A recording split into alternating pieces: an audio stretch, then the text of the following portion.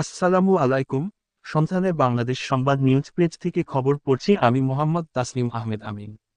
BNP গণসংযোগ কার্যক্রমে leaflet বিতরণ। মাহিদুল ইসলাম ফরহাদ, জেলা প্রতিনিধি, চাঁপাইনবাবগঞ্জ। বাংলাদেশ জাতীয়তাবাদী দল বিএনপি ঘোষিত ৩১ দফার রূপরেখা বাস্তবায়নের অংশ হিসেবে চাঁপাইনবাবগঞ্জ গণসংযোগ কার্যক্রমের মাধ্যমে লিফলেট বিতরণ করা হয়েছে। রবিবার ২৭ জুলাই বিকেলে চাঁপাইনবাবগঞ্জ পৌরসভার মার্কেট, সবজি বাজার, মাছ বাজার লিফলেট বিতরণ করেন বাংলাদেশ জাতীয়তাবাদী দল চাঁপাইনবাবগঞ্জ জেলা বিএনপি আহ্বায়ক গোলাম জাকারিয়া। কর্মসূচিতে বিএনপি এবং সহযোগী সংগঠনের নেতাকর্মীরা সক্রিয় অংশগ্রহণ করেন।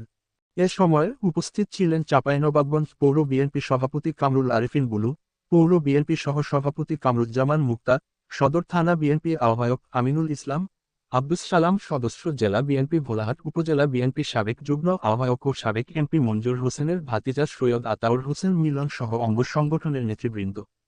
দেশে জনগণের ভোটাধিকার পুনঃপ্রতিষ্ঠা, লাগামহীন দ্রব্যমূল্যের বিরুদ্ধে প্রতিরোধ গড়ে তোলা এবং গণতন্ত্র ও সুশাসন নিশ্চিত করার লক্ষ্যে বিএনপি ৩১ দফা কর্মসূচি অত্যন্ত সময়োপযোগী। তারা বলেন, সাধারণ মানুষের মাঝে সচেতনতা সৃষ্টির জন্য লিফলেট বিতরণের মাধ্যমে তারা চলমান আন্দোলনে সবাইকে সম্পৃক্ত হওয়ার আহ্বান জানাচ্ছেন।